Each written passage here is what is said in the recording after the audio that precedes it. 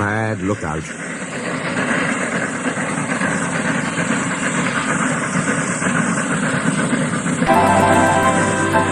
Renias and Starlow were talking quietly to Caldee next morning when Duncan stormed up, followed by Sir Handel. "Hello," chuckled Renias. "Here we go." "I nearly came off," fumed Duncan.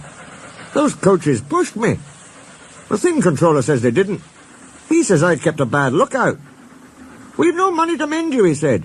"And if it happens again, I'll leave you at the back of the shed." "Why does he always pick on me? It's no fair." Starlow said nothing. He just winked at Renias. "As you were saying, Caldee," remarked Renias, "you had 2 coaches on your trial trip. Do you ever take more? Now our line is so steep that we're only allowed 1. We each have our own. Mine's called Catherine. I know her well. That's most important." "Why?" asked Sir Handel. "They're only coaches." "Ours," said Caldee, "are something more. You pull your coaches, and you can see ahead. We push ours up, so we can't see. They watch the line for us. The guard watches too, of course. But Catherine's so clever that I know at once if anything is wrong." "That must take a load off your mind," said Starlow. Caldee smiled. "But not off my buffers. Climbing's hard work and needs a lot of steam. My father and I have a tiring time. Coming down," he went on, "it's different. Catherine and I just roll. We need no steam for that." Sir Handel sighed enviously. I should like that," he said. "With your automatic brakes. It sounds like a rest cure." "That," replied Caldee, "was just the mistake poor Godred made." "Who?" asked the little engines. "Is Godred?"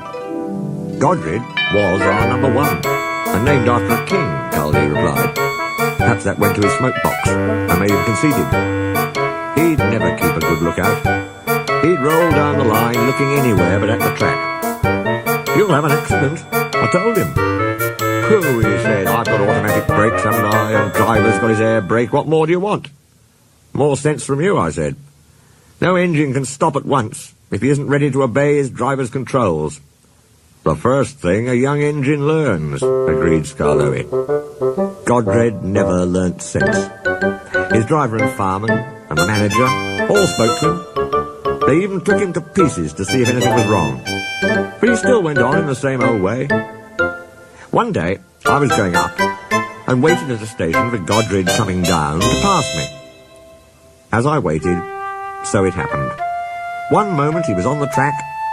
The next, his driver and fireman jumped clear as he rolled over. No one was hurt. His coach stayed on the rails and the guard braked her to a stop. They brought Godred home next day. "We've no money to mend you," said our manager, "so you'll go to the back of the shed." As time went on, poor Godred got smaller and smaller, till nothing was left. What happened?" asked Duncan anxiously. "It's not nice to talk about," said Caldee. "But what happened? Why isn't it nice?" "Our drivers used Godred's parts to mend us," answered Caldee mournfully. Sir Handel and Duncan were unusually silent, long after Caldee had gone home. Neither Starlow nor Renias ever mentioned that Caldee had made the story up.